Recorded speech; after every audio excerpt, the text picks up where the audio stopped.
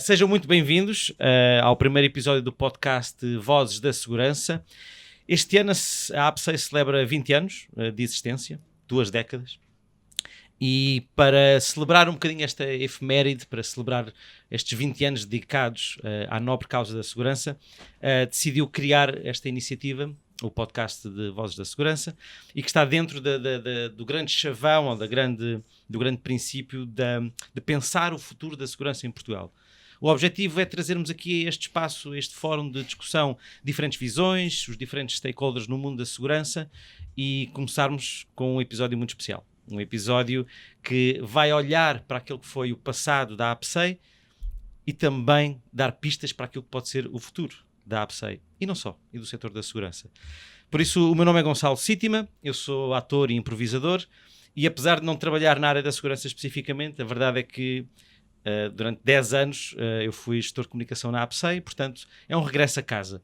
É um regresso a casa para ser o anfitrião deste podcast e de voltar a pôr o foco da segurança na minha vida, mas também, principalmente, dar voz e trazer as vozes da segurança para a ribalta uma vez mais. Hoje, no primeiro episódio, temos um elenco de luxo. Temos realeza da APSEI, devo eu dizer, se calhar eles não se sentem assim, mas é assim que eu os sinto. Temos aqui dinastias inteiras que marcaram a história da APSEI. Hoje o episódio vai ser com os 4 ex-presidentes da APSEI. Ali fora já falámos, vai ser os ex, estão cá os ex todos, não está nenhum atual. Portanto, vai ser aqui um encontro de pessoas que marcaram e que fazem parte daquilo que é o percurso da APSEI desde o seu início. E até proto-APSEI. Já vamos falar um bocadinho o que é que foi até o início, antes de se chamar a APSEI, como é que surgiu a Associação Portuguesa de Segurança. Então passo a apresentar aqui os meus convidados. Vou por... eu não quero dizer antiguidade, às vezes pode parecer mal esta palavra, mas vamos por historicidade. Falta de capacidade de improviso. Maturidade. Nem isso, é só mesmo cronológico.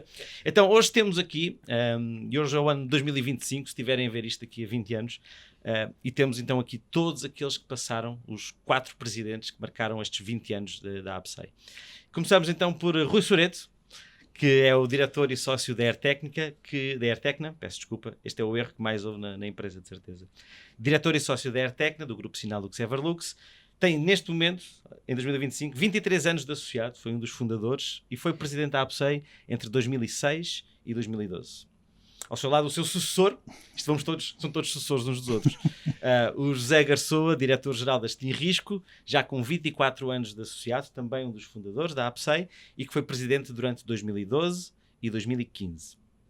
O Ricardo Costa, entramos aqui agora na fase mais eletrónica, não é? Porque a APSEI veio um bocadinho a gênese a esta junção. O Ricardo Costa, presidente do grupo Bernardo da Costa, com 16 anos de associados e que foi presidente da direção da APSEI entre 2015 e 2018. E por fim, o mais recente, o caçula, muitos dizem, Carlos Dias, CEO da Cosmo Software, com 11 anos de associado à APSEI e que foi presidente da direção entre 2018 e 2024, portanto até ao ano passado. Ainda está tudo muito fresco, não é verdade? Quando eu vos digo estes anos de associados que já têm acumulados, o que é que sentem?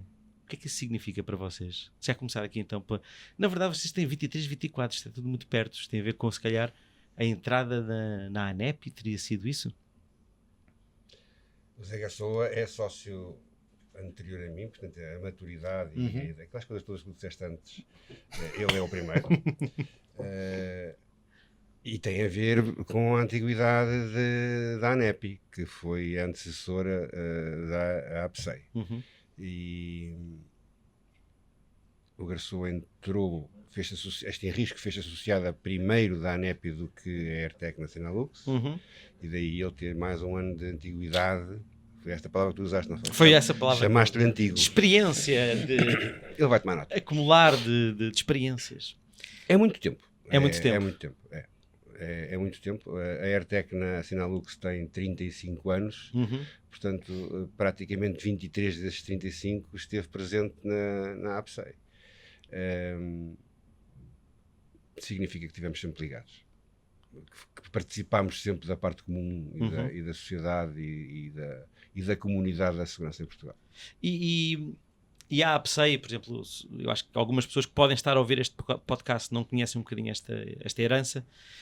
Resulta da junção da ANEP e da ANESEL, que eram duas associações, uma mais no foro de segurança eletrónica e o outro mais de empresas de proteção contra incêndio, não assim de uma forma tão, se calhar às vezes tão sectária, mas que se juntaram e criaram então a APSEI, a Associação Portuguesa de Segurança Eletrónica e Incêndio, daí o EI. Muitas pessoas podem não saber porque é que é a APSEI e não só a APS, mas já a APS já havia, que é a Associação Portuguesa das Seguradoras. Mas esta é a herança da APSEI, que hoje em dia então já extravasou muito mais as áreas da eletrónica e do incêndio e já inclui a segurança no trabalho, que mais coisas, já é toda a segurança. Perigosas. Exatamente, portanto hoje em dia a APSEI é a segurança no seu todo. Eu aqui regressaria um bocadinho a estes anos de início, de começo, do que era Portugal. Estamos a celebrar 20 anos hoje. O que era Portugal, o que era o setor da segurança há 20 anos. E aqui falando um bocadinho mais para o Rui Soreto e para o Garçoa, que nessa altura estiveram já na APSEI. O que é que se lembram dos vossos primeiros mandatos, do início dos vossos mandatos? A ANEP, portanto a APSEI, nasce da fusão entre a ANEP, vamos ver se eu não me engano, a Associação Nacional de Empresas de Proteção e Incêndio, com a ANESEL, Associação Nacional de Empresas de Segurança Eletrónica. E da fusão das duas associações nasceu a APSEI. Na altura o mercado, e até a ANEP, último ano da ANEP e primeiro anos da APSEI, na altura o mercado estava muito a começar tudo o que era normalização. A começar a tentar organizarem-se entre nós. E daí a importância da APSEI. Então, em Portugal, a questão da normalização, ou seja, das regras técnicas e a regulamentação era uma coisa ainda pouco desenvolvida ou porque estava... O primeiro grande projeto da ANEP e a força que a ANEP teve foi a discussão inicial da primeira norma da manutenção dos extintores. A famosa, e digo famosa porque isto é quem está na área, NP 4413. Essa foi o primeiro projeto grande da ANEP e foi isso que me levou a aceitar a presidência da ANEP na altura. Ok, porque antes de haver essa norma, nesse caso em específico, as pessoas faziam como entendiam, seria isso? Não havia regras. Não havia regra.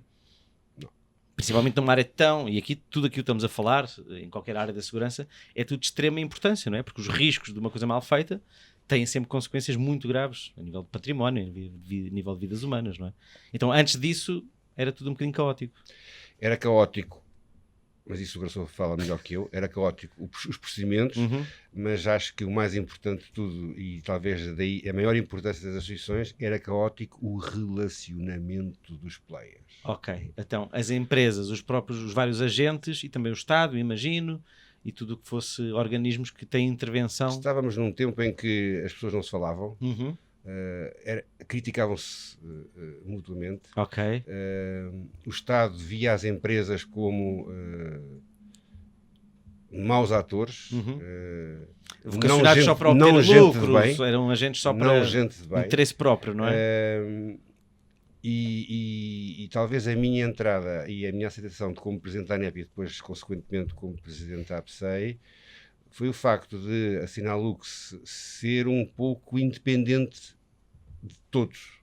Estava um bocadinho à margem. Eu era equidistante de todos. Eu não vendia extintores. Uma empresa da área da sinalização não trabalha na área dos equipamentos. A maioria dos players eram nossos clientes. Portanto, tinham algum relacionamento com eles. De modo, digamos que a Sinalux era quase As Nações Unidas. A ONU ali do setor da segurança, não é? Mediador. Era o Guterres. Era o Guterres das empresas de extintores, digamos assim. Isso ajudou, é claro que nas empresas de extintores também havia sempre um Trump e outras coisas do género. É claro, sim. Então isso ajudou a que as empresas começassem a falar, começassem a comunicar. Sentar à mesa. E aí juntarem-se também. Todas as maiores importantes empresas de extintores para discutirem procedimentos que todos teriam que vir a adotar.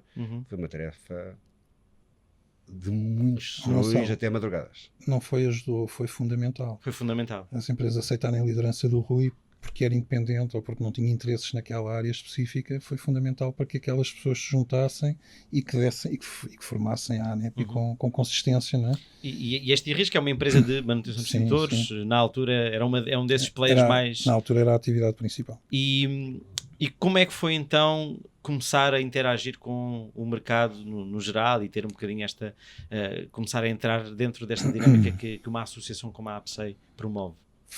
Foi muito bom, para mim foi muito bom, porque eu era jovem, não? Eu fundei a Isto em Risco com 21 anos. Se calhar muita gente não sabe isso, mas eu fundei Isto em Risco com 21 anos, tinha pouca experiência, e foi muito bom porque eu aprendi muito também com os meus concorrentes, e realmente, como o Rui disse, não era uma prática os concorrentes juntarem-se, principalmente porque não havia procedimentos estabelecidos, e então havia muita prática no mercado de, como o Rui disse, criticarem-se mutuamente, e isso não gerava um bom ambiente entre os players. Né? Até porque era um mercado, a sensação que eu tenho... Força, Carlos, diga. A nível da segurança eletrónica, havia, há 30, 40 anos atrás, o alvará do Ministério da Administração Interna. Que quando a APSEI nasceu, esse alvará deixou de existir.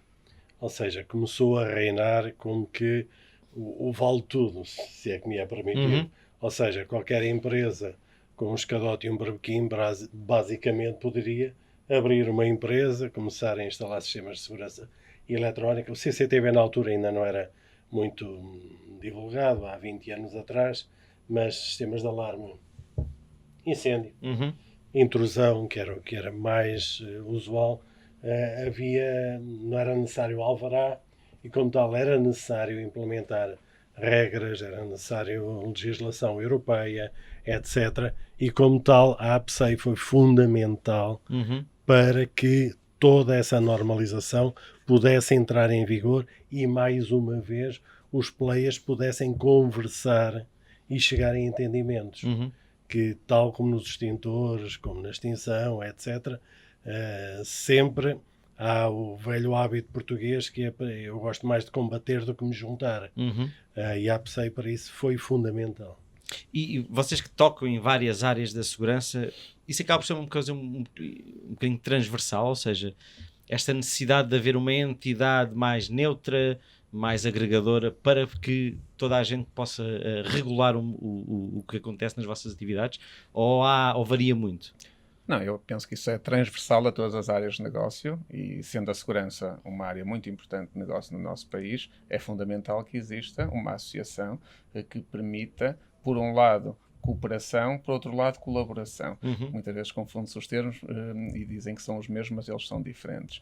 E a APSEI teve esse condão, até pelo que está aqui representado nesta mesa, não é? Porque temos pessoas ligadas à sinalética, temos pessoas ligadas à parte da extinção e depois temos pessoas ligadas à área da eletrónica, representadas tanto por mim como pelo Carlos. E a APSEI teve esta capacidade de também não estar sempre a defender uma área em específico e, além disso, ainda conseguiu adicionar novas áreas de atividade, como foi o caso ali em 2015, penso que foi logo no meu primeiro, ou no fim do José Garçoa, no início do meu área da segurança e saúde no trabalho, que foi muito importante, e depois em 2018 o transporte de mercadorias perigosas. E, portanto, assumiu-se definitivamente como uma Associação Portuguesa de Segurança, aliás, penso também foi foi ali à volta de 2015 que nós retiramos o que significava o EI, não é? E para estarmos, de facto, como representantes deste setor,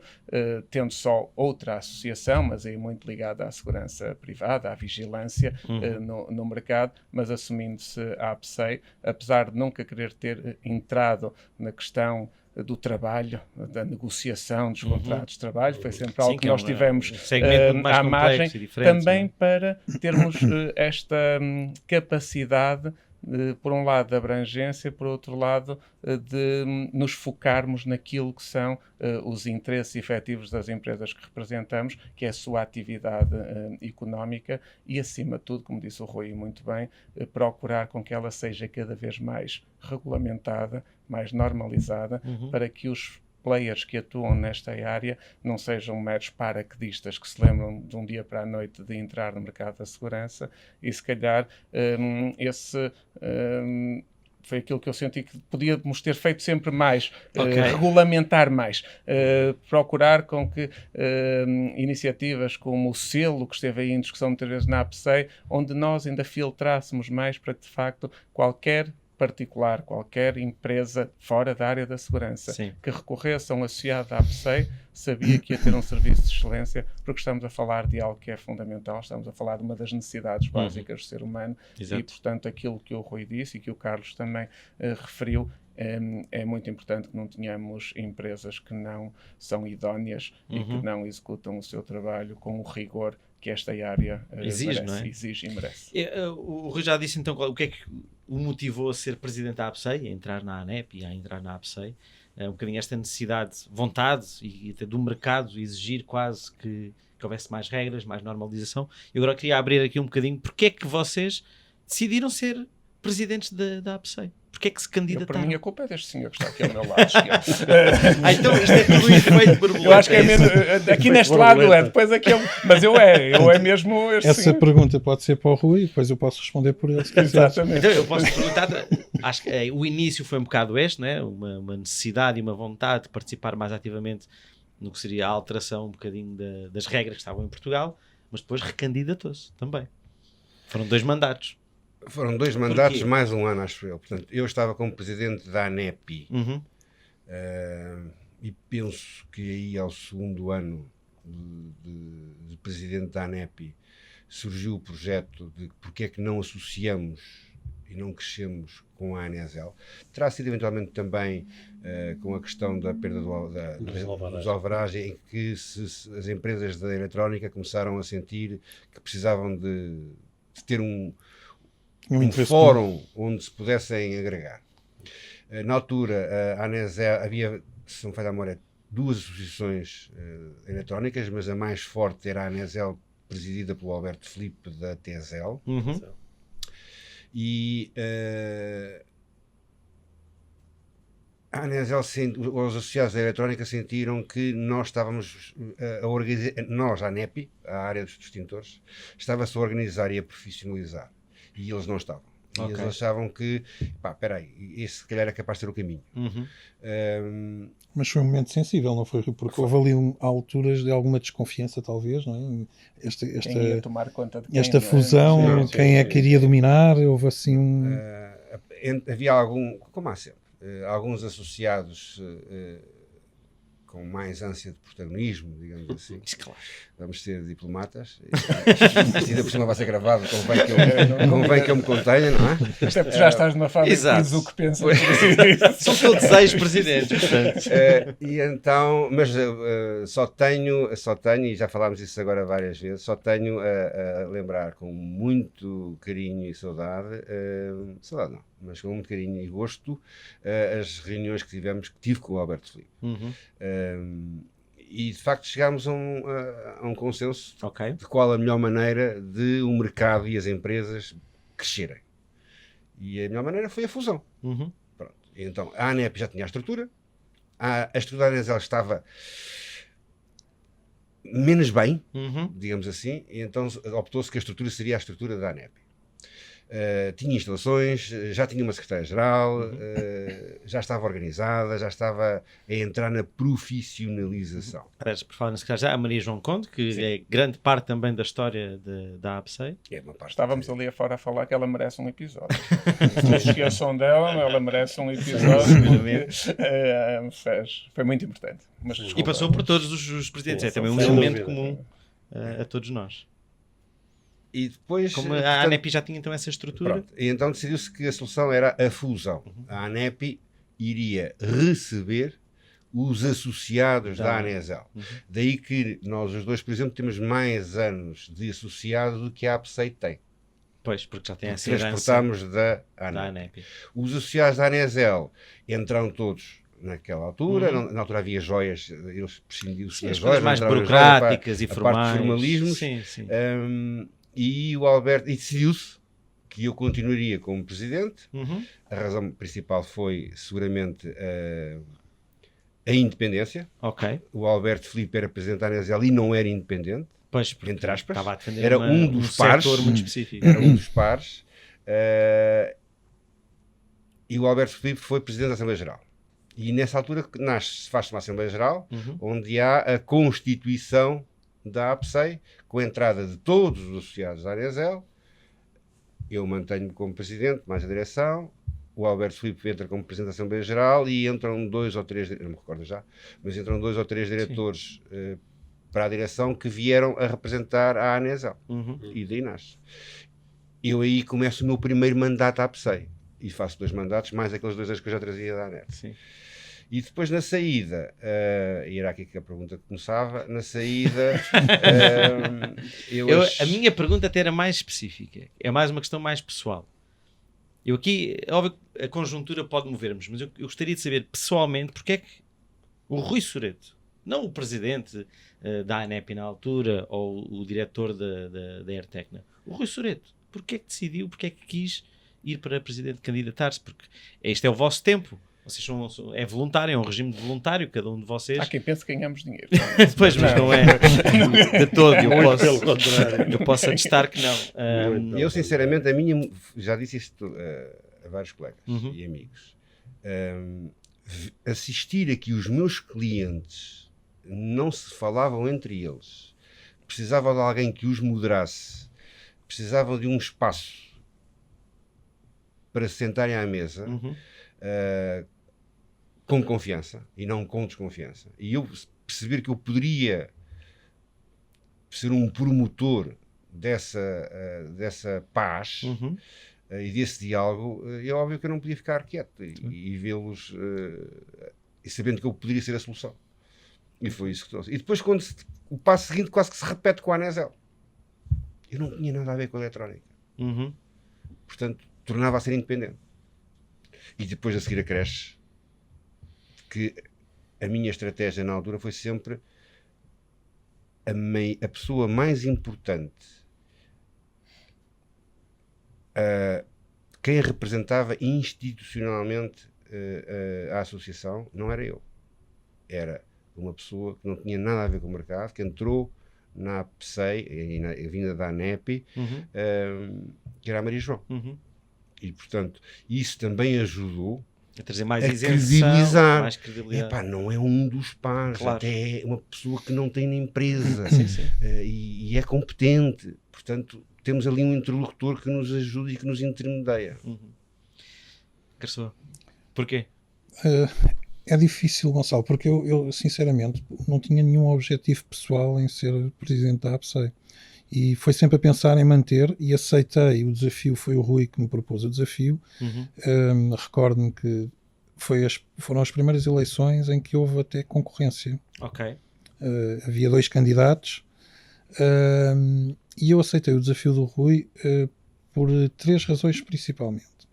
Uma era que eu conhecia bem o projeto que vinha, porque estava lá desde antes do nascimento, não é? E sabia que podia adicionar alguma coisa. Por outro lado, outra razão fundamental era que estava lá a Maria João e uma equipa incrível, da qual tu fazias parte, como é óbvio, não é? E que me facilitava muito o trabalho. Portanto, eu na verdade apenas tinha que arranjar um grupo de diretores e aproveito para dizer que foram fantásticos, os meus colegas de direção, super assíduos, não sei se recordas disto, as reuniões de direção nós reuníamos uma vez por mês, era toda a gente super assíduo e tudo muito empenhado, e eu achei que podia fazer alguma coisa pela associação.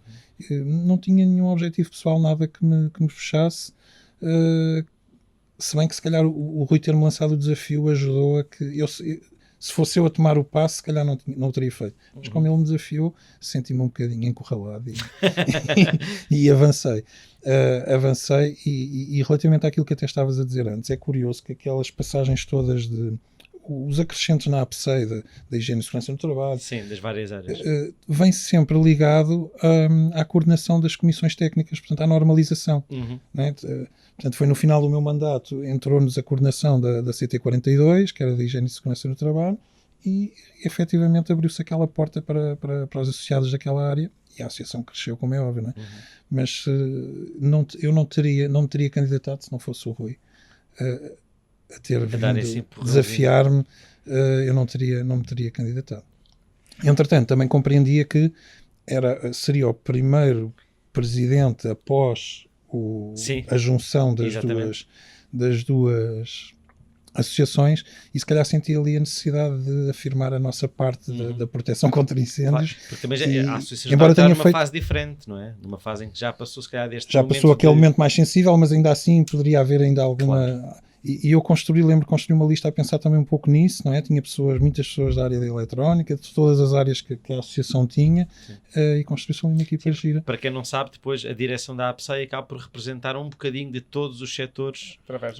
Através dos núcleos e dos presidentes dos núcleos. E não só, as direções depois têm 4 diretores, creio eu, mais o presidente, não é?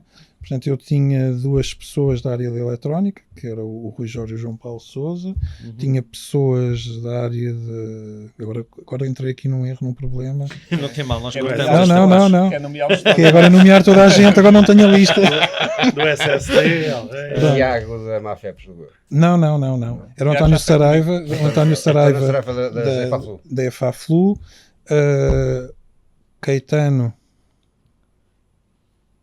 estava a tentar ajudar. a área de projeto, ali da Margem Sul. Sim. Não te vou dar mais com mas acaba, a própria mesa de direção acaba esta parte depois é para cortar. Exatamente. Quando eu começar a nomeá-los, cortem. Por cima. E no fundo para mostrar uma lista que pudesse ser bem aceita por toda a gente e que não causasse ali nenhum... Pelas circunstâncias de ter sido uma coisa mais de prosseguir um certo legado, arrependes-te de ter sido presidente da APSEI? Não. Ou seja, apesar de não ter sido uma coisa tipo eu quero isto mesmo.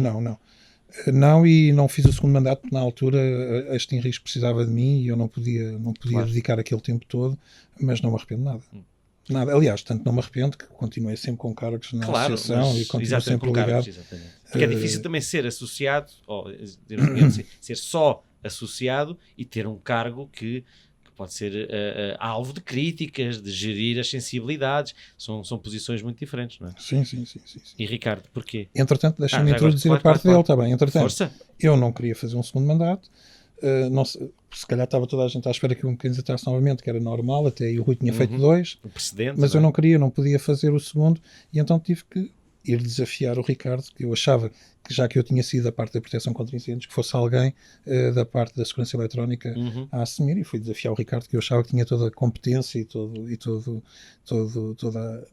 Até estávamos numa proteger ali no Estoril, ali nos banquinhos junto ao vidro, e eu pensei que ia para uma Lembras-te especificamente dessa altura? À entrada à direita. Lembro-me do Garção e o João Paulo, e o Rui Jorge. Fizemos uma entrada para uma reunião, e fui completamente surpreendido, sou sincero, pelo desafio.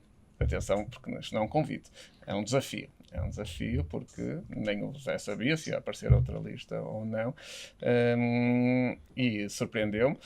Eu tenho o bichinho do associativismo, portanto, fui presidente da Associação Académica da Escola, fui presidente da Associação Académica da Universidade, já estive em várias associações e, portanto, logo a partir daí foi a minha motivação. Eu acredito muito no associativismo, acredito muito na cooperação, na colaboração, como disse há pouco. O mesmo motivo do Zé foi saber que existia uma pessoa que só não era presidente, mas que basicamente geria os destinos da associação, coordenada pela direção. Perceber que tinha ali um conjunto de pessoas que me acompanhavam nesse caminho, que foi a direção que eu formei, também com o mesmo cuidado que o Zé referiu e muito bem, de ter alguém de cada área que a associação representa. E depois também era um momento da eletrónica se afirmar na APSEI. porque de facto o Rui era mais equidistante das duas áreas, o Garçoa representava mais a área da proteção contra incêndio, e era o momento também da eletrónica ter o seu protagonismo como na presidência da direção. Por outro lado, também era um momento onde nós estávamos com algumas alterações legislativas no âmbito da segurança privada, do registro agora é a ANPC, antigamente era a ANPC, agora é a NEPC, do CIGESP, e portanto achei que era importante a eletrónica assumir a voz na presidência da APSEI, tendo em conta o momento legislativo que se vivia. Não me arrependo de nada, já respondendo à pergunta. Não, ainda não. Imagino que com o bichinho do associativismo. Pelo contrário, é dos cargos que eu continuo a fazer questão de que esteja lá bem presente, 2015, 2018, presente da APSEI. Primeiro porque é uma área que me apaixona, e segundo porque tenho um carinho muito grande pela APSEI. Aliás, a nível de órgãos sociais, não me consegui desligar desde essa altura, portanto, depois de deixar de ser Presidente da Direção, fui 6 anos Presidente da Assembleia Geral e neste momento sou Presidente do Conselho Fiscal, portanto, ainda não me desliguei dos órgãos sociais da APSEI, e isso também revela o carinho e a importância que eu acho que a APSEI tem para o setor da segurança, mas também tem para o país, porque de facto há algo que a distingue. Foi sempre uma associação onde o Rui não quis dizê-lo abertamente, mas normalmente no associativismo os egos inflamam-se e as pessoas querem ter protagonismo.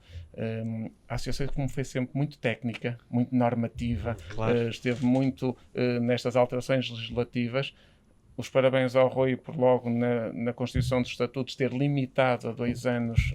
Também acho que é muito positivo. A 2 mandatos. Porque, dois mandatos, sim. 2 mandatos. É muito positivo para a renovação de pessoas, renovação de ideias, porque nós vemos tantos casos onde o Presidente já quase se confunde com a instituição. E na APSEI isso não é possível pelo que existiu desde o início, em salvaguardar esse aspecto. E, portanto, foi um gosto. Foi um gosto enorme. E Carlos, porquê? Porquê ser Presidente da APSEI? Para dar continuidade, acima de todo, ao trabalho excelente tem sido feito desde a Gênese. Tanto que o Ricardo ficou, nos 2 mandatos que eu fiz, ficou com a Assembleia Geral, como tal, para dar continuidade. Também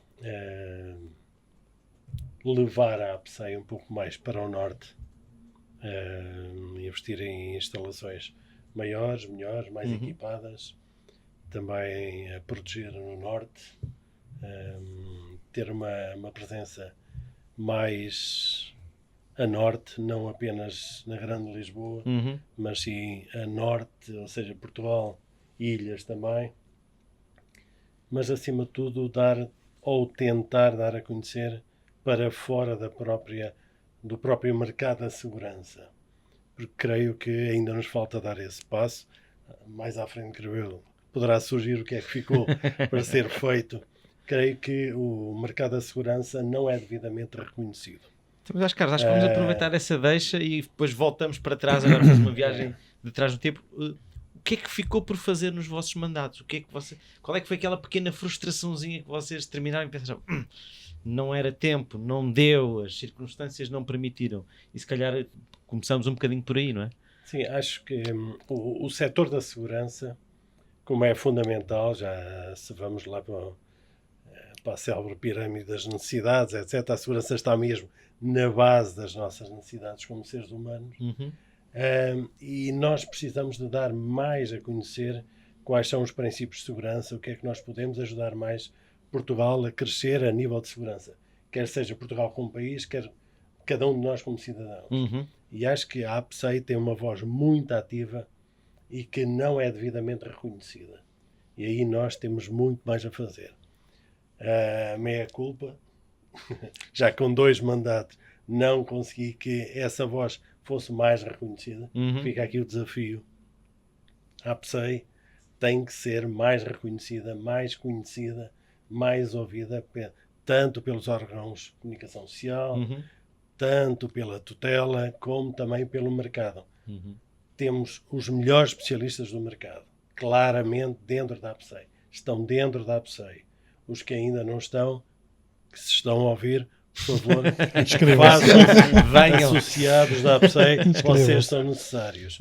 Não sei qual é o valor, estou brincando, não sei qual é o valor da conta. Sei. Mas nós temos que estar todos juntos para que Portugal possa crescer. Somos conhecidos por ser um país extremamente seguro. Creio eu que também se deve à APSEI e aos associados. Claro. Não é por milagres nem por algum fator externo. Não, é também pela APSEI. Ricardo. Eu já aflorei há pouco esse aspecto. A parte do selo a mim ficou-me engravada.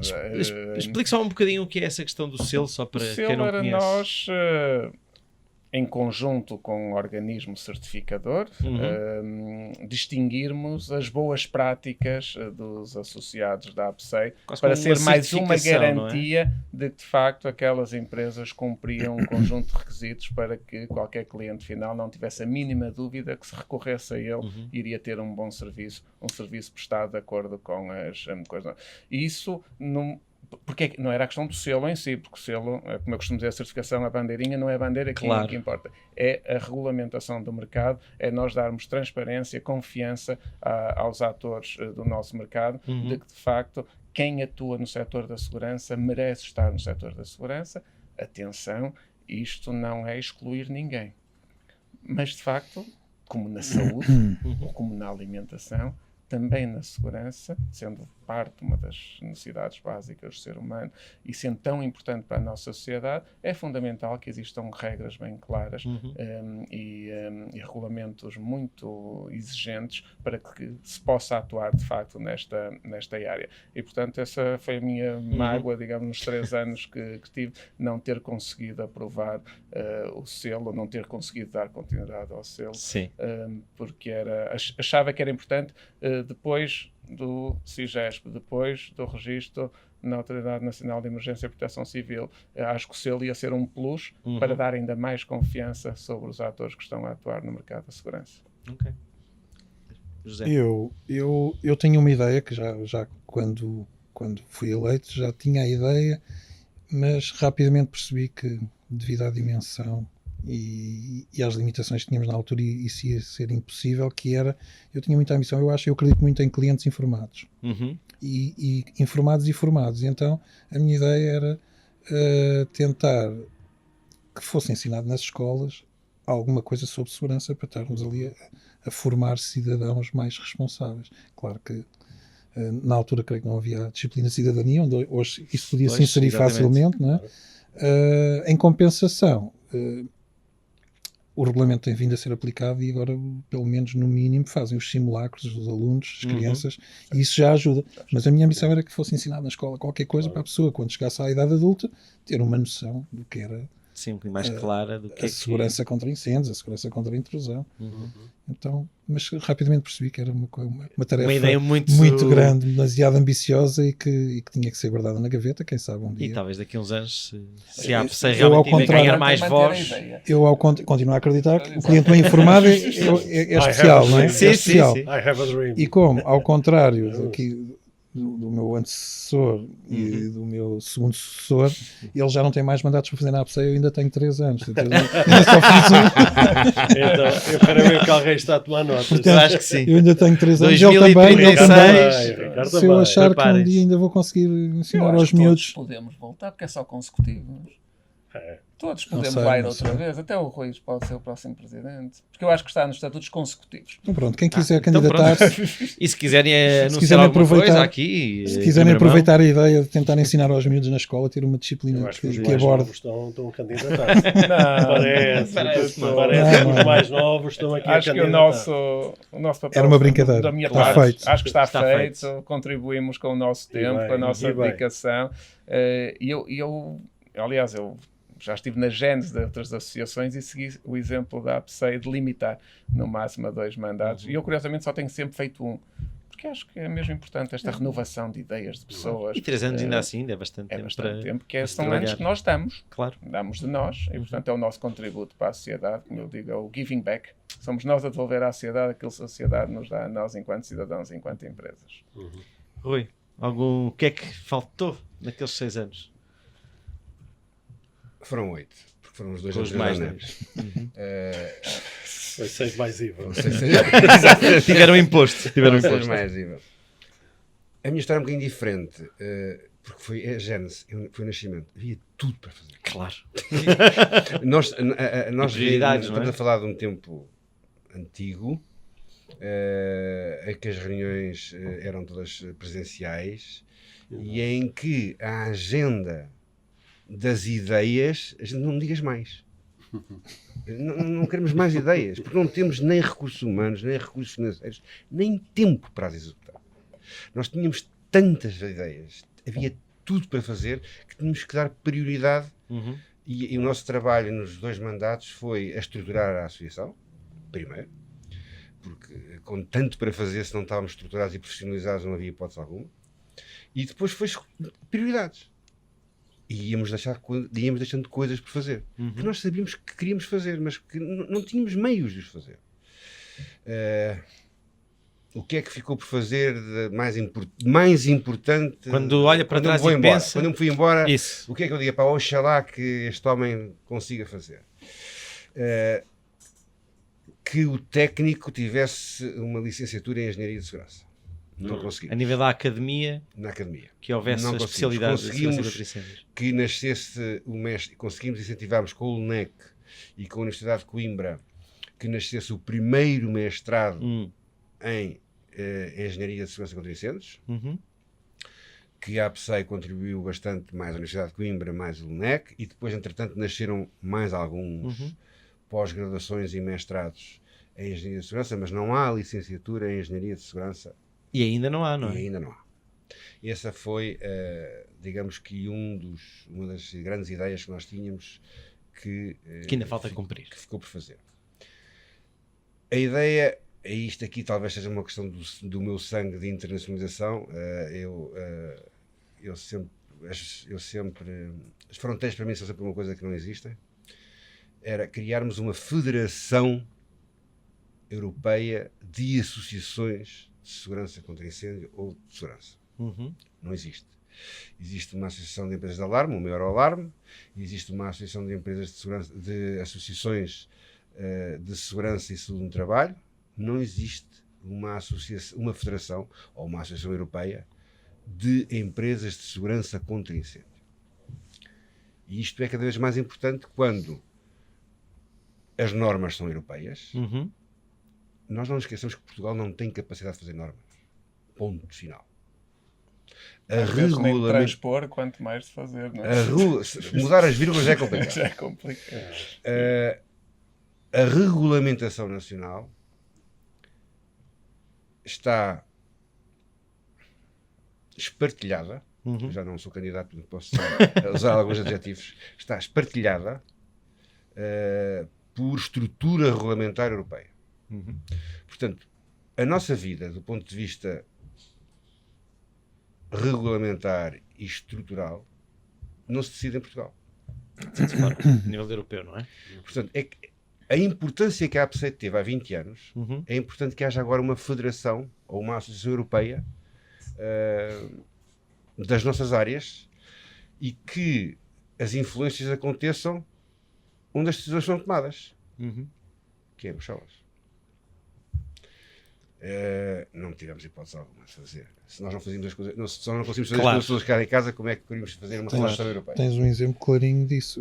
A norma NP 4413 é uma resistente, porque é uma norma portuguesa, não deriva de nenhuma norma europeia e deve ser a única, neste momento, de todas as normas da proteção contra incêndios, pelo menos, e ela já está a ser apanhada, porque já vai sair uma norma europeia. Já estão a preparar uma norma europeia sobre manutenção que vai anular a 44 vai ter que se adaptar àquilo. Portanto, o Rui tem toda a razão. Ficam as pistas para quem quiser no futuro encontrar novas iniciativas para a APSEI, nomeadamente, acho que ficaram aqui boas as chegas, esses vossos desejos, esses vossos sonhos. Só dizer mais uma coisa. Força. Quando terminámos o mandato, digo terminámos porque terminámos, deixámos ficar na APSEI um plano de atividades a 10 anos. E tu lembras-te disso. Estás para aqui a falar, mas ainda aqui ninguém falou de que tu fizeste parte da gênese da APSEI também. E deixámos ficar um plano de atividades a 10 anos, que era, no fundo, quando aprovámos esse documento na reunião de direção da APSEI, ficámos todos muito contentes, porque elaborámos um documento com um plano de atividade há 10 anos, um plano estratégico, acho que foi assim que se chamou, era muito pomposo. Hoje em dia, um plano a 10 anos e eu disse assim, isto é uma vergonha, isto é o documento da nossa vergonha. Que é aquilo que não batam palmas, é aquilo que a gente não fez. E estamos aqui 20 anos desde o início da APSEI, com muitas dessas coisas ainda por cumprir, o que também é uma oportunidade, ou seja, eu acho que as dores de crescimento da APSEI, as dores de crescimento de qualquer organismo, de qualquer pessoa, não é? Começamos devagar, com uma pirâmide de Maslow a suprir o que é necessário e vamos crescendo por aí fora. Mas aliás, acho que, Rui, obrigado por expores assim a minha influência também em todos os não sucessos da APSEI. Mas o que nós vemos aqui hoje... O Gonçalo, eu não preparei a reunião, mas pronto, nas perguntas que a Lara nos enviou para nós nos estudarmos, não estava lá, que era como é que o Gonçalo entrou para a associação. Mas eu acho que... Vamos falar dessa entrevista? Eu acho que da entrevista que o Gonçalo teve para entrar para a associação e qual é os desafios que o Gonçalo teve na APSEI quando entrou. É verdade. Podemos, é um episódio que vai ser, eu vou falar sozinho, vou falar comigo próprio. Ele improvisa bem a fugir à resposta. Muito bem. Podes aproveitar e fazes com a Maria João, que ela deve ter feito essa entrevista. Ela acho deve ter feito essa entrevista. Damos uns vários episódios, até toda uma série. Mas falando um bocadinho deste que é o legado, porque nós olhamos, eu olho para a APSEI agora já com uma perspectiva mais externa, e estas sementes, no meu caso em particular, a revista, o evento da Proteger, e um bocadinho este podcast acaba por ser um bocadinho os frutos daquilo que foi o abrirmos mais para a sociedade, o comunicarmos mais, o não sermos só uma associação que fala para dentro, para os seus, corporativista, fechada dentro de si, que protegesse os seus próprios interesses. E há pouco estavam a falar da tal isenção que a Maria João, como secretária-geral, representava, e eu acho que, na nossa perspectiva, e isto foi aquilo que nós fomos vendo ao longo dos anos, o facto de termos um corpo profissional de, inicialmente, 4 pessoas que se dedicavam profissionalmente à APSEI, e eu era uma delas, não tínhamos nenhuma empresa de segurança, não tínhamos qualquer interesse, não éramos sócios de nenhuma empresa de segurança, e isso fez com que realmente aquilo que nós fazíamos era defender os nossos associados e, por inerência, defender o setor da segurança. E eu, tudo o que eu fiz na APSEI foi desprovido de qualquer interesse ulterior. E eu acho que esse foi também aquilo que os associados viram, que era confiança naquele grupo, que eu acompanhei-vos a todos, ao Carlos um bocadinho menos, que apanhou ali o meu ano de saída, mas eu acompanhei-vos a todos, independentemente de onde é que vinham, qual era a vossa área, etc, etc. E eu acho que isso, para quem estiver a ouvir que faça parte de outras associações, acaba por ser ainda, acho eu, um segredo do sucesso, para além da conjuntura. E eu acho que haver alguém, uma figura como o Rui Soreto foi, de isenção, que os parceiros e as várias empresas reconheciam como alguém que, ok, fala lá que eu vou ouvir, de peito aberto, que é uma coisa que é difícil às vezes, quando há interesses económicos à mistura, não é? Tudo isso ajudou muito, mas lá está, haver um corpo profissional que se dedicava àquilo, sem interesses ulteriores, acho que é meio caminho andado para vocês terem a liberdade, vocês associados e nas áreas diretivas terem a liberdade para, eu quero fazer isto, tenho a equipa que me ajuda, tenho as possibilidades, tenho as capacidades, e levarmos um bocadinho aquilo que são os vossos objetivos. Tu tocaste num ponto importante, ter um corpo profissional dedicado e isento é importante, mas o maior valor estava na qualidade desse corpo profissional. Sim, mas eu não queria estar agora aqui a falar. Mas é verdade, e esse é o mérito, o grande mérito do Rui, foi de facto ter criado um corpo profissional de extrema qualidade. E isso fez a diferença na APSEI, quer na parte do seu trabalho em prol da comunidade, do setor dos associados, quer também, porque é muito importante e não temos que escamotear isto, nos resultados económicos da APSEI, claro, que lhe permitiram viver sempre de uma forma muito desafogada, a passar saldos de presidente para presidente muito confortáveis, que permitiam fazer investimentos, permitiu ao Zé Garçoa tomar a decisão de mudar, de expandir a sede da APSEI, e não tínhamos dúvidas que isso é mérito da equipa profissional da APSEI. Nós fomos passando por lá, fomos orientando. O Rui teve o mérito de a ter criado, de ter acreditado que valia a pena, porque eu não tenho dúvidas que quando o Rui apresentou aos seus colegas há 20 anos da direção ou há 22 anos, o salário que ia pagar à equipa profissional da APSEI deve ter sofrido críticas. Ui! Não. Okay? Deve ter, eu não estava lá, Não. mas não tenho a mínima dúvida que quando ele disse quanto é que ia pagar, mas o resultado Eu está posso aqui. dizer que ficaram todos muito impressionados com o valor que ele apresentou que iam pagar para fazerem O recrutamento da Secretária-Geral. Aí é que toda a gente ficou... Mas está aqui a prova daquilo que eu ando a defender nos últimos anos, que quanto mais nós investimos nas pessoas, mais resultados nós obtemos. E a APSEI é o claro exemplo disso. A APSEI passaram 20 anos, continua com uma saúde financeira que lhe permite, num panorama associativo que nós sabemos o quão é difícil, tirando nos últimos mandatos, a APSEI nunca recebeu 1 cêntimo de fundos, subsídios, whatever. Portanto, foi sempre uma associação independente. Depois nós tomamos a decisão, de facto, de aproveitar quadros de financiamento europeu para expandir, para internacionalizar, para ir lá para fora, para fazer para criar estudos. Se o dinheiro estava disponível. Mas a APSEI sempre teve esta independência que a caracterizou, mantendo sempre, por vezes apelidada de associação elitista. De certeza que o Rui ouviu isto. O Zé ouviu isto, eu ouvi isto, porque de facto a cota da APSEI não é propriamente uma cota barata. Elitista nesse sentido. Não é uma cota barata, mas dar-vos aqui um exemplo pessoal, que eu quando criei uma associação empresarial na região do Minho, fui buscar o exemplo da APSEI. O mesmo valor de cota, igual para todos. Todos têm um voto, independentemente da sua dimensão. Esta coisa de estar a pôr associados com 20 votos, associados com 1 voto, eu acho que é logo partir ao início a equidade e o equilíbrio da associação. Mas, de facto, quem está no setor, quem atua, um agente económico, se não pode despender 100 euros por mês para uma associação que a vai defender, também, eu digo muitas vezes, isto é um bocado polémico, mas mais vale não estar. Mais vale não estar, porque se não liberta da sua margem, da sua atividade... É um investimento que faz. É um investimento que faz para ter um setor mais atrativo, mais regulado, com mais oportunidades, e, portanto, a APSEI teve esse condão, mas, voltando ao início, muito fruto da equipa profissional que teve. E que tem. E que continua, obviamente, sim. Uma coisa que nós estabelecemos e que felizmente continua.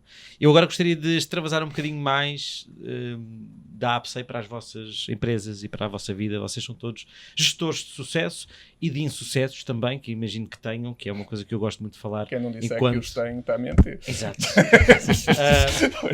Porque, lá está, eu como improvisador, uma das ferramentas que eu utilizo no meu dia-a-dia é lidar com o erro, é lidar com a falha.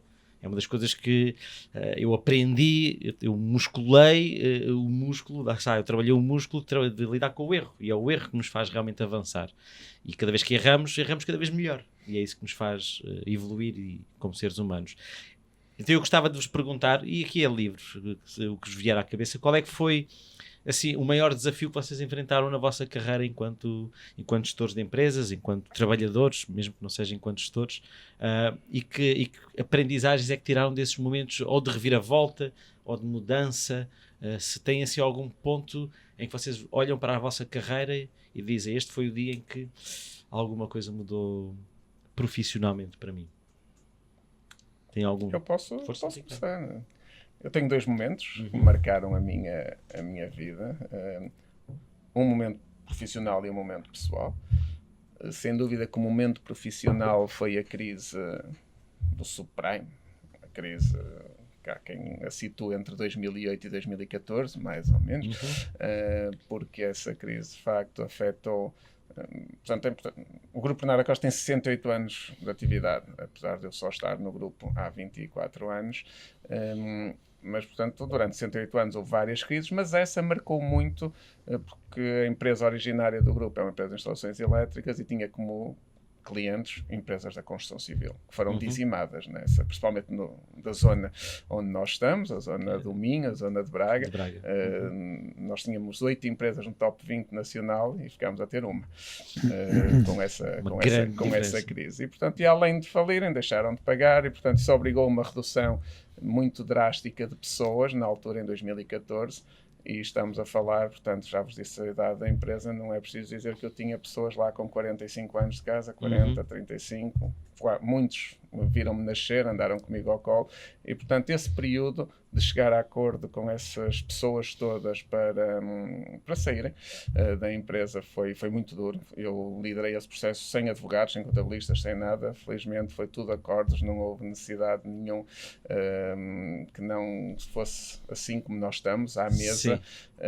Felizmente foram todos cumpridos, mas foi um período que me transformou e que me fez crescer muito profissionalmente, com a dor de ter que dizer a alguém que está há 35 anos na empresa, alguns familiares, que era o momento de seguirmos caminhos diferentes, porque senão ia tudo. E houve alguma coisa que mudou em ti? Ou seja, que tenhas sentido que não sabia que... Não tinha ainda percebido desta forma? Por um lado não sabia que tinha a resiliência que tive naquele ano que estive a negociar tudo isso, porque de facto foram muitos duros. 90% dos cabelos brancos que eu tenho vêm desde 2014, mas acima de tudo foi perceber que a transparência, frontalidade, genuinidade e dizer exatamente a verdade às pessoas é sempre o melhor caminho, porque elas de facto depois percebem que nós não estamos ali a fazer um papel com bluffs, estamos simplesmente a pôr a realidade tal e qual ela é. E isso depois ajudou-me a transportar para a gestão das empresas nos anos seguintes e consolidar que de facto é sempre a melhor forma de gerir com verdade, com autenticidade, e não estar aqui a fazer filmes onde eles não existem ou bluffs para conseguir ter a melhor oportunidade numa negociação. Isso foi muito importante. O momento que mais marcou a minha vida foi mais pessoal, teve a ver com o meu irmão, e que aí mudou completamente a minha vida, principalmente que me fez deixar de ser CEO, fez-me deixar de ser executivo, fez-me deixar de estar no dia-a-dia das organizações, pelo choque, mas também por um processo que foi muito importante na minha vida profissional, que foi a relativização. Eu aprendi a relativizar, principalmente com as minhas idas à África, portanto via lá realidades que eu dizia, nós lá não temos problemas, portanto às vezes nós fazemos uma pequena coisa, um problema enorme, não vale a pena. Com o que aconteceu, eu então relativizei ao máximo, e para mim nada é importante hoje em dia, portanto no dia-a-dia de uma empresa as pessoas vinham ter comigo e diziam, Ricardo, olha, aquele cliente não pagou. O que é que interessa? Não pagou, mete-se para o advogado, se ele pagar, pagou, se não... E também não se pode relativizar tanto numa empresa, portanto é preciso dar alguma importância a algumas coisas que acontecem no dia-a-dia, e eu comecei a relativizar em excesso, e isso fez com que tomasse a decisão de sair e encontrar o equilíbrio e encontrar o meu equilíbrio e a forma de vida que não passa por estar a gerir ou equipas comerciais ou equipas financeiras, passa por estar um pouco noutros setores. E que mais desafios ou reviravoltas que gostariam de partilhar? Que tenham sentido que aprenderam com o que aconteceu? Gonçalo, eu como disse há pouco, eu fundei a Isto em Risco com 21 anos. Isso para mim é estranhíssimo, porque eu não tenho um ossinho empreendedor em mim. Pouca experiência, muitas incertezas, e quando me meti nesta aventura, optei por um caminho que nunca mais parou até hoje, não é? Cada tomada de decisão, cada decisão minha, cada erro é uma lição. E fui aprendi muita coisa sobre resiliência, sobre persistência, sobre lidar com as pessoas, e nunca paras, na verdade. Habituei-me desde cedo, portanto, desde pequenino. Habituei-me. Nunca houve um momento em que se calhar pensaste, vou mudar, vou fazer outra coisa, vou mudar de empresa, vou extinguir a empresa? Não com convicção. Embora não com convicção. Não com convicção. Mas sim, tento agora diversificar para ver se não é sempre a mesma coisa, mas são lições, é uma forma de vida, né? No fundo isto acaba por ser uma forma de vida, não? E habituas-te e depois é difícil sair. E a nossa personalidade quase que se molda também a este tipo de... E depois não ficar parado, não é? Já são 32 anos, não é? E por vezes pode haver tendência para parar, e não posso. Tenho que continuar sempre, e é um bicho, não sei como é que vou fazer para me reformar. Ainda faltam muitos anos. É muito difícil deixar de ser empresário. Claro. Começar é fácil, até com €1, não é? Agora, antigamente era com 5.000, não é? Mas agora é com €1. Mas deixar de ser empresário é difícil. Faz parte da vossa identidade, não é? Vocês não se Mas veem... até por questões legais e questões de compromisso e responsabilidade, nenhum de nós pode dizer assim, olha, amanhã vou deixar de ser empresário. Não é possível. Legalmente nós temos tantos compromissos que não é possível. E mesmo um ano à frente, ou 2 anos, é muito complicado. Mas eu já estou a tratar da sucessão. Isso é outra coisa. Okay. Não, delegação e sucessão são coisas diferentes do que deixar de ser empresário. Sim. Carlos Rui, o que é que... Eu posso só dizer que o que estes dois senhores acabaram de dizer é o meu problema hoje. Deixar de ser empresário. Posso continuar a ser empreendedor, mas deixar de ser empresário. O maior desafio que eu tive profissionalmente terá sido a internacionalização da empresa. Ok. A decisão de passar de... Ela nasceu com a decisão de... Não. Quando eu criei, mais o meu sócio, a empresa, a decisão subjacente era... o mercado português é um quintal. Para mim sempre foi. Portanto, em 1989, quando nasceu a Airtecna, não havia que sequer, Portugal não se esqueçava, na Comunidade Europeia ainda havia escudos. O primeiro catálogo que eu coloquei no mercado, que era um tríptico, 3 folhas A3, era bilingue português-espanhol. O primeiro. O que levou que a maioria, durante muitos anos, o mercado português pensou que a empresa era espanhola. Claro, ou era detida por espanhóis. Porque na altura em Portugal tudo era espanhol. Isso pode ter sido uma vantagem na altura, se calhar. Eu, muitas vezes, quando estava, não me preocupava em desmentir. Estou a importar, sou importador, vou comprar a Airtecna. Isso é uma vantagem nessa altura, valorizava-se. Em Portugal nada se fabricava, tinha acabado de falir em Portugal a única fábrica de extintores, que era a Safo.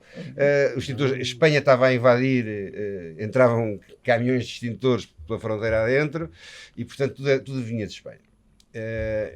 Portanto, desde sempre, desde o início, o projeto era para internacionalizar. Mas internacionalizar para mais de 90 países, uma fábrica no Brasil, ter responsáveis de mercado, vendedores em mais de 7 países locais,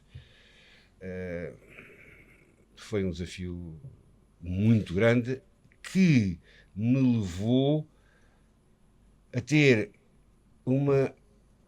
há uma palavra que muitos se dizem em Portugal que eu não digo, eu vou só dizer a palavra para dizer que não vou dizer mais, que é resiliência. Para mim isto é igual a Covid e eu não digo. Portanto, eu sou resistente, não sou resiliente. O que é ser resiliente? Eu não sou elétrico. Esta é uma palavra que eu não digo. Mas levou-me a ter um conhecimento, trabalhar no Brasil, trabalhar em Inglaterra, andar na rua em Inglaterra a bater à porta dos clientes, andar em Nova Iorque a bater à porta dos clientes, ir para feiras no Médio Oriente ou na Arábia Saudita há 18 e 20 anos atrás. Agora é giro, agora vai todos. Claro. Tem o Ronaldo. Isso é fácil. Agora vai-se lá passear. Deu-me a minha empresa conhecimentos culturais, conhecimentos de diversidade, ferramentas de trabalho que me proporcionaram, se calhar, o sucesso que a Sinalux tem hoje em Portugal. De outra maneira não teria. Eu recordo alguns pormenores engraçados. Ficava aqui, o Ricardo não ia a Braga hoje, mas eu recordo um pormenor engraçado. Em 92, 93, fui convidado para uma conferência na DIN, no Instituto Alemão de Normalização, para falar sobre os primeiros sinais europeus sobre sinalização de segurança, e eu recebo da secretária-geral da DIN um e-mail: a sua palestra começa às 9h13 e acaba às 9h11.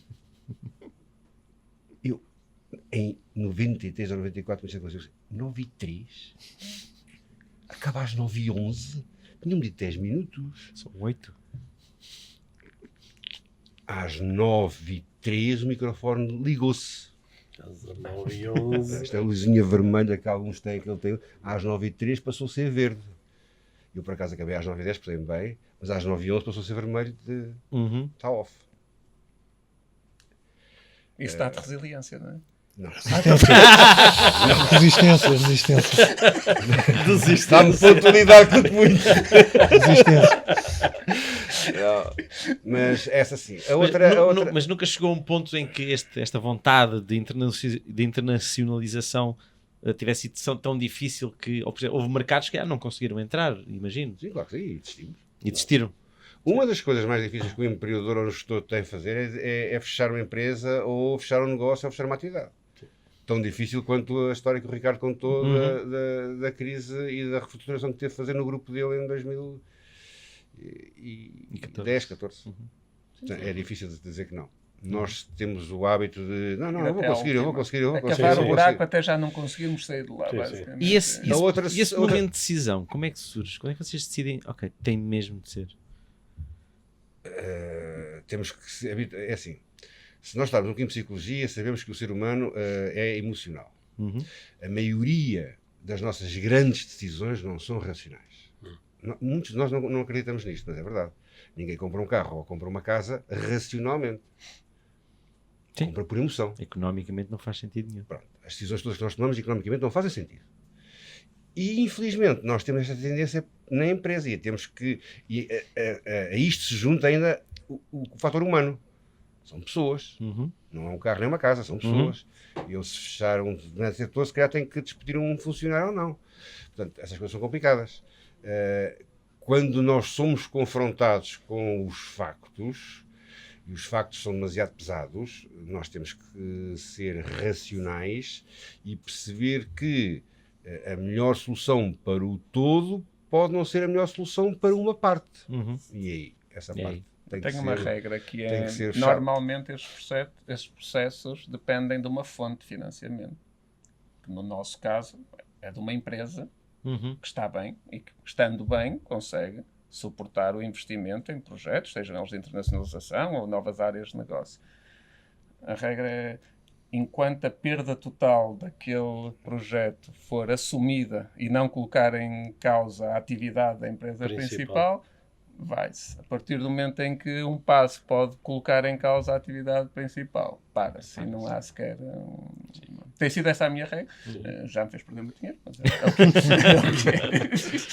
E Carlos, o que é interessante também neste setor e nos negócios, principalmente na Europa do Sul, vamos chamar na Europa do Sul, é que um empresário que tenha um caso de não sucesso está rotulado de um falhado.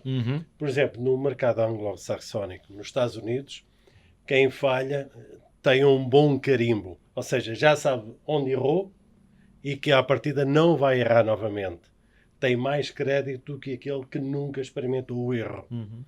Nós, como somos latinos, temos o carimbo do cadastro. O cadastro logo falhou, se vai à banca, já tens um caso de que falhaste, já tens um carimbo negativo, um red flag logo em cima.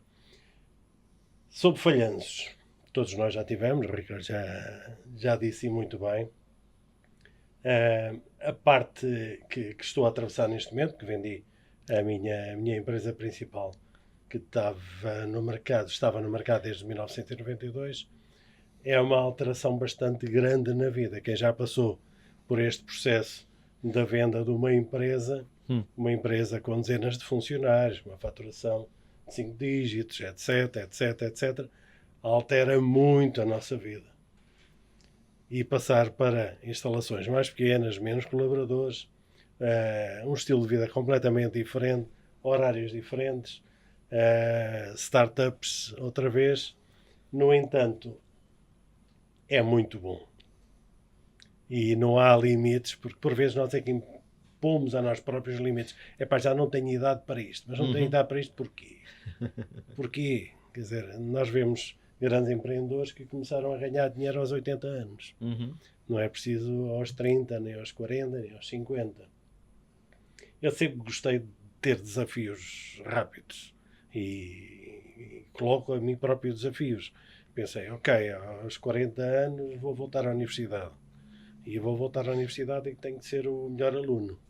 E quando acabar gostaria de ficar a dar aulas na universidade. E agora vou para o basquete e vou fazer o que nunca foi feito. Pegar uma equipa na última divisão levá-la e ganhar um troféu, uma taça de Portugal. Ou seja, gosto de desafios constantes, sou viciado em adrenalina, não sei, gosto imenso de desafios constantes. Mas com equipas. O principal nisto tudo é ter uma equipa que esteja connosco. Quer seja numa empresa pequena, quer seja numa equipa de basquete, quer seja na APSEI. Se temos uma equipa connosco, nós conseguimos vencer. Porque sozinho o empresário, ou o que for, ou um diretor-geral, um presidente, não tem hipótese de sucesso. E na APSEI nós vemos que quando há uma boa diretora-geral, quando há uma boa equipa, quando há gente que está connosco. Eu tinha um capitão de equipa numa das equipas de basquete, que agora foi treinador do Sporting, de basquetebol, que dizia, não interessa, nós podemos fazer tudo errado, mas se fizermos todos igual, nós vamos vencer. O que interessa é estarmos todos juntos. Não interessa o que é que fazemos. Entre aspas, não é? Sim. Mas não convém levar isso ao extremo. Não levar isso ao extremo. Não relativizar muito. Não começa a relativizar como eu e fogem todos do campo e aí eles ganham, não é?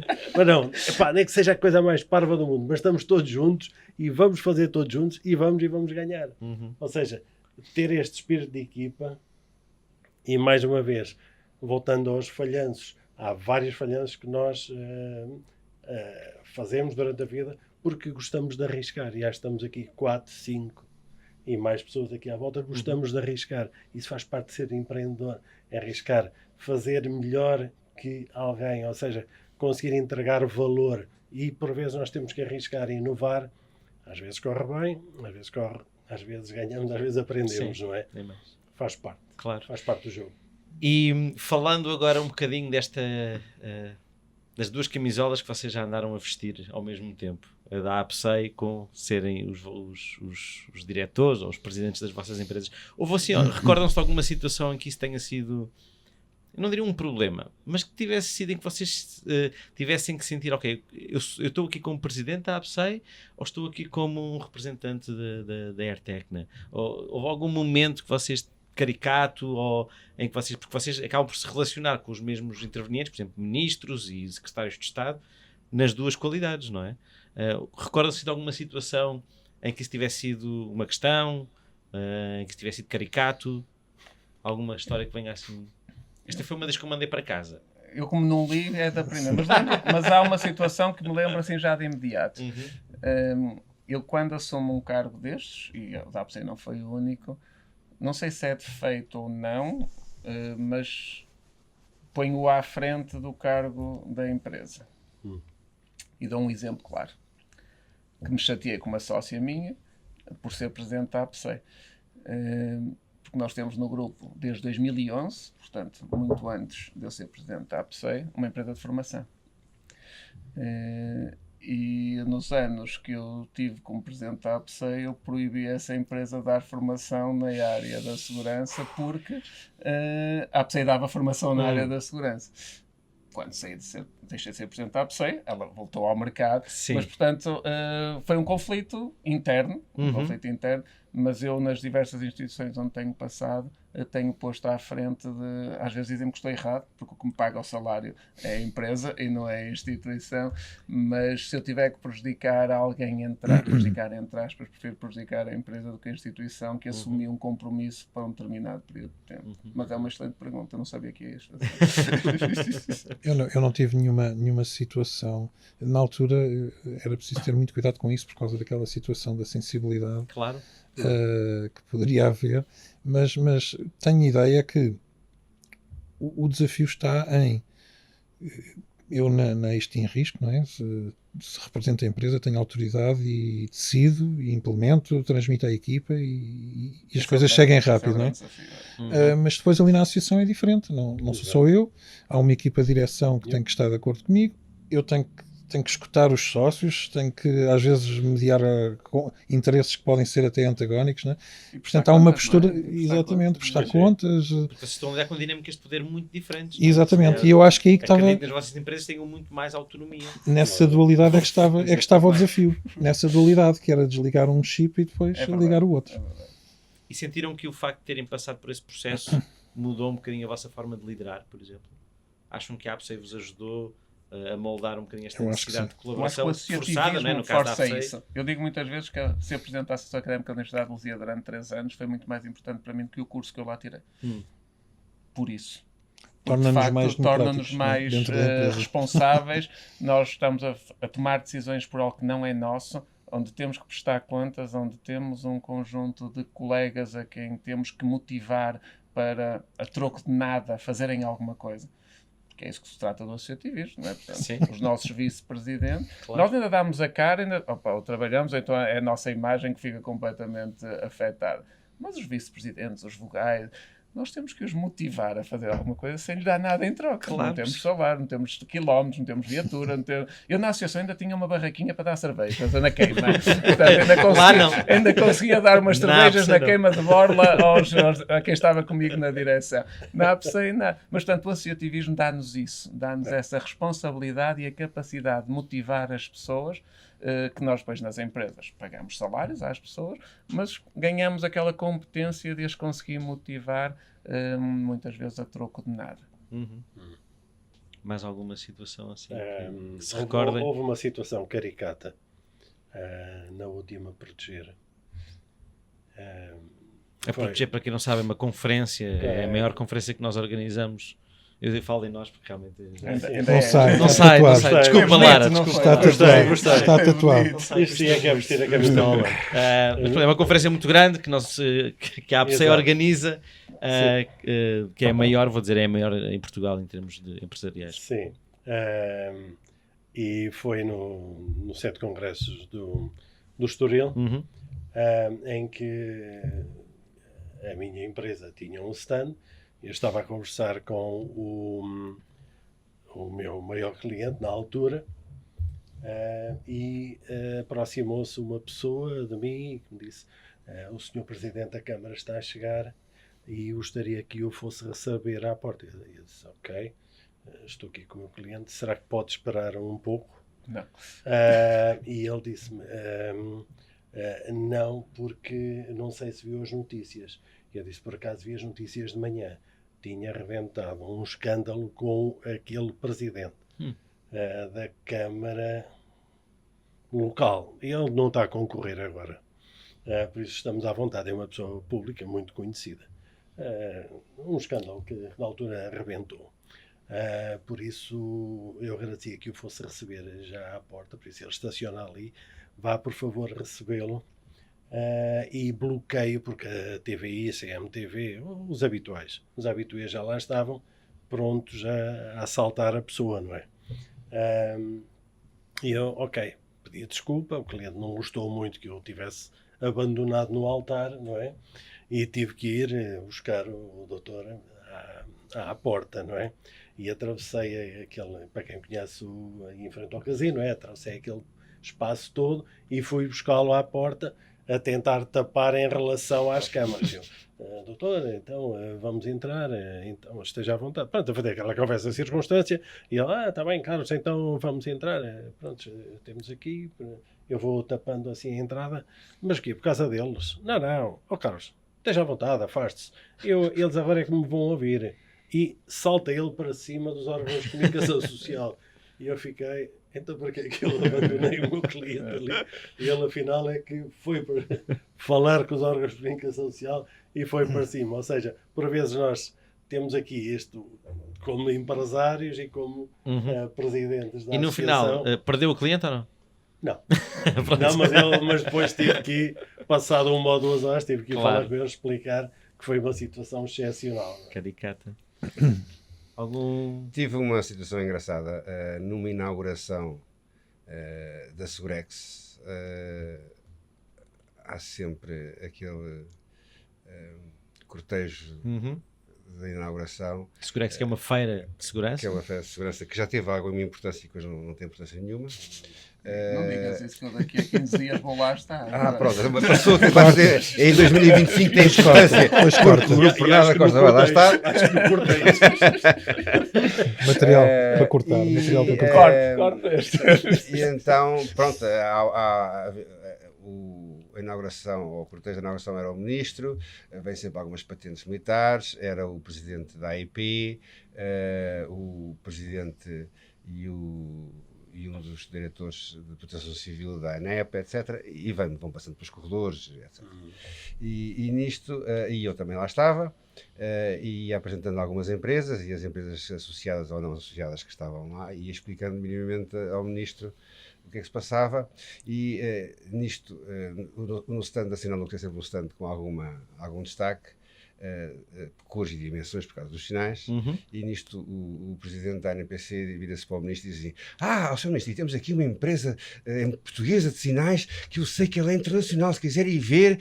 E eu fiquei assim... o senhor presidente da associação, seguramente, ela é sua associada, não é? E estávamos já quase em cima do stand da Sinalux, e eu pedi à Maria João, que vinha ao meu lado: João, acompanhe o senhor ministro ali ao nosso associado da Sinalux, e pedi a um colega meu que entrou, ele visitou o stand da Sinalux e eu fiquei cá fora.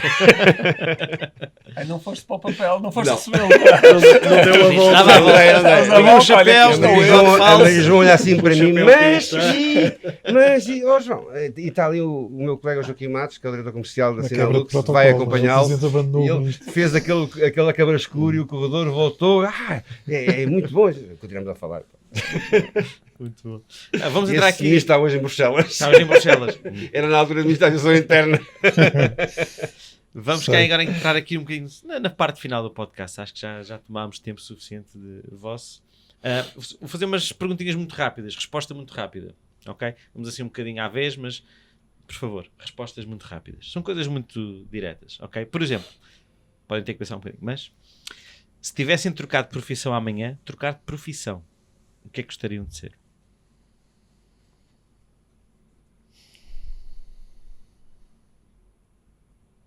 Formador. Numa área específica? Entre gestão de recursos humanos, gestão de pessoas, gestão comercial.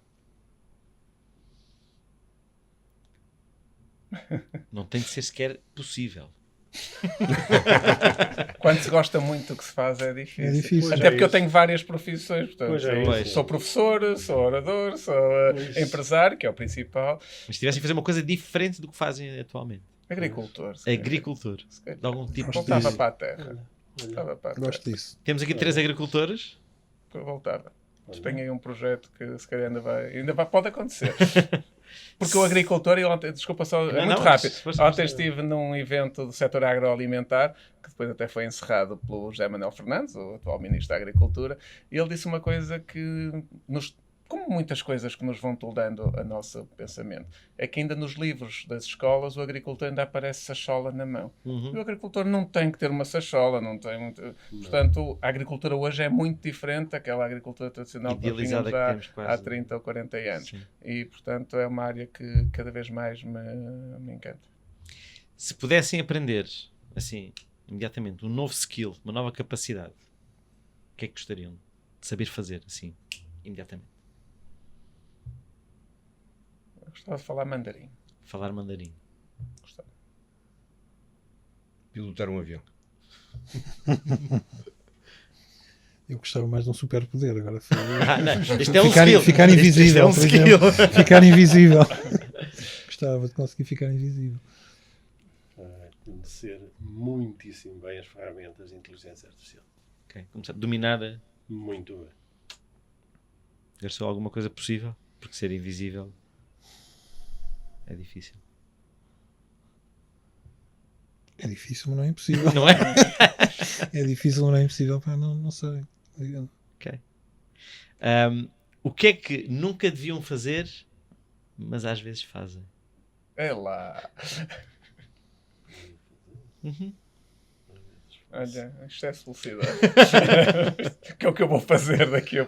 Não vou nada. Não, nunca nenhum dos presentes. Olha, eu não devia esquecer-me, mas eu tenho esta dificuldade que não fixo a cara e o nome das pessoas, e vocês já devem ter reparado há bocado que não consegui nomear toda a minha direção, e isto traz-me alguns embaraços que me incomodam. Esquecer o nome das pessoas. É mais um nome, a cara de cor, mas os nomes. depois não consegues associar, fica. Já me aconteceu alguns embaraços. Ser demasiado agressivo.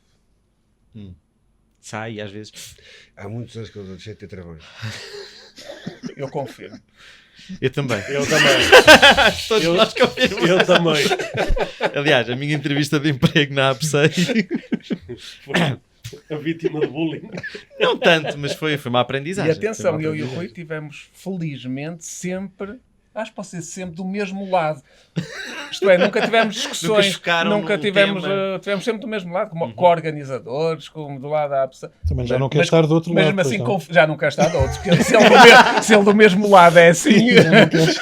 Agora imaginei eu.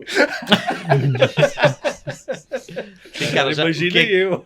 O que é assim uma coisa que nunca devia fazer, mas às vezes faz. Eu? Comer demais. Pecados da gula, não é? Por fim, e esta aqui vou-vos dar um minutinho para pensar. Qual é que seria o nome da vossa autobiografia? Ou profissional ou pessoal? Aí é a vossa escolha. Mas se vocês terminassem hoje de escrever o livro da vossa biografia, que nome é que lhe dariam? Garçom? O esforço compensa. O esforço compensa. Eu escrevi um livro e por isso, mas não foi bem biográfico. Não, foi mais isso, de... Ainda não. Ainda não. Foi biográfico. Todos nós temos um livro dentro de nós deste tipo, mas o esforço compensa. Mas eu não fugia muito. Não há fronteiras. Não há fronteiras. Eu não fugia muito do título do que escrevi. Que a felicidade é lucrativa. O volume 2. Da música que eu mais gosto. I Believe I Can Fly. Muito bem. Então, para terminarmos, o que é que vocês esperam do futuro do setor da segurança e da APSEI? De uma forma muito concisa. O que é que... Uma esperança, mesmo aqui neste verdadeiro sentido da palavra. Já falámos aqui de coisas que gostariam que se fossem cumpridas, mas o que é que vocês esperam? O que é que gostariam de estar a ver a acontecer e a concretizar-se no setor da segurança, por exemplo? A APSEI de uma forma mais adjacente, mas o que é que vocês gostariam que em Portugal, ou numa perspectiva mais geral, o setor onde vocês trabalham e ao qual dedicam a vossa vida e dedicaram até aqui, o que é que gostariam que acontecesse? O nosso setor, principalmente na área eletrónica, está a passar por uma profunda transformação. Com o desenvolvimento tecnológico, a IA. Olha, eu gostava muito que a CNPD não fosse um obstáculo tão grande e que a segurança começasse a ser vista de uma forma mais importante não do que a privacidade, mas a ser mais valorizada do que o que é hoje, porque ainda há muitos bloqueios e sem dúvida que a segurança, com todas estas transformações e transições geopolíticas que estão a existir, e nós ainda vivemos aqui num cantinho à beira-mar plantado, mas vai mudar. Imigração, questões demográficas, podemos estar aqui a falar a tarde toda sobre isso. E, portanto, eu gostava muito que se valorizasse tudo aquilo que a tecnologia associada à segurança pode fazer pela segurança do comum cidadão, sem os bloqueios ideológicos que muitas vezes ainda existem. E, sendo coerente, gostava que cada vez mais ela fosse regulada, para que os atores que estão neste setor fossem credíveis, sérios, honestos, éticos e que não houvesse a mínima dúvida quando se recorre a um prestador de serviços na área da segurança. Muito bem. Quem mais quer contribuir? Que houvesse, que a sociedade europeia, não há fronteiras, que a sociedade europeia e no quintal de Portugal em particular, houvesse maior cultura de segurança.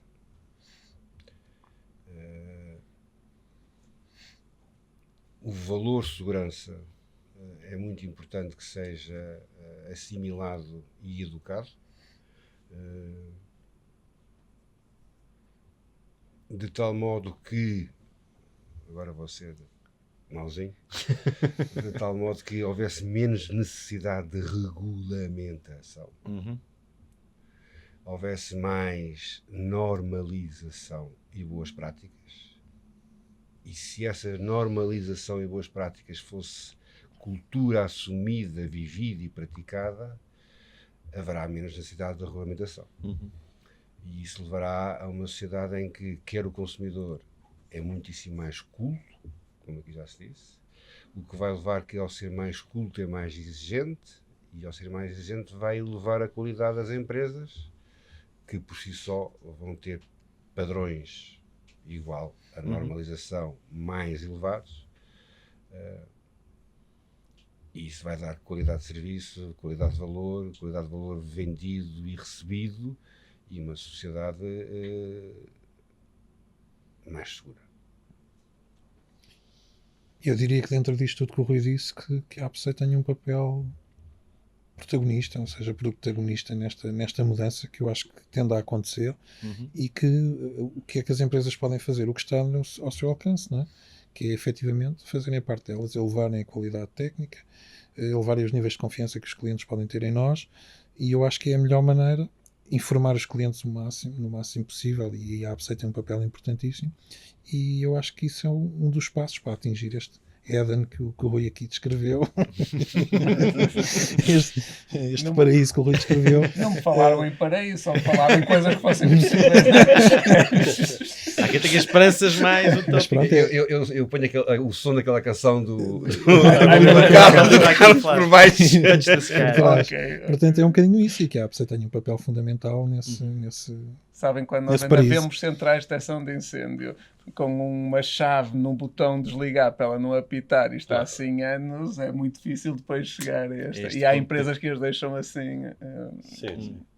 É complicado. Carlos, uma esperança. O que é que espera do futuro da segurança?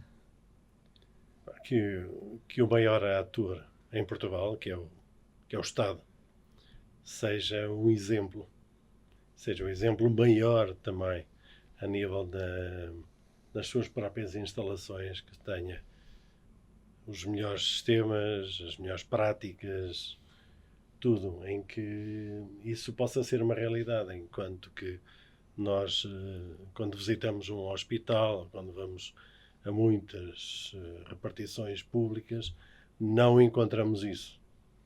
E como tal, se o Estado tem que ser o exemplo, como tal, eu estou perfeitamente à vontade, não pertenço a nenhum partido político, como tal, mais uma vez sou isento. Se o exemplo que nós vemos de cima é esse, como é que a sociedade pode reagir com as melhores práticas? É difícil, é muito difícil. E como tal, a APSEI é a entidade que pode garantir as melhores práticas, informando, formando e estando sempre como um farol a nível da segurança. Tem que ser esse farol e não nos podemos desviar. E aqui estão 4 casos de líderes e de empresas que não tomaram partido de si próprios. Somos independentes porque nós nunca fomos atores dentro dos mercados onde nós nos movimentamos dentro da APSEI, para que a APSEI continue a ser independente e continue a ser um farol para que as melhores práticas possam ser aplicadas de maneira constante, quer seja em Bragança, quer seja em Lisboa, quer seja no aeroporto, quer seja num lar de idosos, e que não estejamos à espera que aconteçam desgraças para depois atuarmos. Nós só atuamos quando acontece uma desgraça. E aí já é tarde demais. Bom, chegámos ao fim. Sobrevivemos aqui. Ricardo. Está perfeito. Está perfeito, não é? Está ótimo. Está, sim, senhor. Ainda vou jantar a branco. Ainda dá para ir jantar uma francesinha. No... Qual é que era? Na Taverna Belga. Resta-me agradecer-vos o vosso tempo mais uma vez, agradecer-vos acima de tudo aquilo que deram à APSEI durante o tempo em que foram presidentes e aquilo que dão à APSEI ainda enquanto associados. Creio que são todos ainda associados, certo? Por isso é que estão aqui também, senão não vinham, estou a brincar. Mas de um ponto de vista pessoal, lá está, eu como cresci convosco, o meu primeiro emprego foi à APSEI. A minha primeira entrevista de emprego foi com este senhor aqui, a olhar para a janela, quase nem fazia contacto visual, e eu a pensar, isto eu não vou ter, eu nunca tive estas pessoas, eu não vou. E o resto foi história. Portanto, é um prazer voltar a esta casa, estar novamente a falar sobre os temas da APSEI, sobre segurança, voltar a ver-vos, voltar a falar das coisas que aconteceram. Este foi o primeiro episódio que nós queremos realmente dar vozes à segurança. Vamos ter aqui diferentes intervenientes. Acho que esta foi a melhor maneira de começar, olhar um bocadinho para trás para avançarmos, que acho que é isso que vocês sempre fizeram com a APSEI. Não houve nenhum presidente, ou pelo menos nenhuma direção, que eu me lembre, e só não me lembro de uma, porque eu não estou lá agora, e conheço as pessoas que lá estão, portanto não são seguramente isso, que quisesse retroceder. Sempre foi trabalho feito em cima do trabalho construído.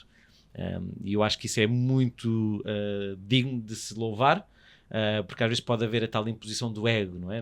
Não, esqueçam o que nós vemos isso muito no futebol, então é uma coisa que é constante, não é? Entra um novo treinador, não, destruímos para voltar a fazer, destruir para voltar a fazer. E eu, como parte ativa e presente na APSEI, e isenta, lá está, porque eu era um profissional da APSEI, sempre vi isso, sempre vi esta construção gradual, este alicerçar de uma coisa que agora é uma catedral enorme e que pode ainda ser muito maior, obviamente, mas que foi aos poucos e poucos sempre construído em cima do trabalho que foi sendo feito, sempre a avançar. Eu lembro perfeitamente, falou-se aqui da mudança de instalações.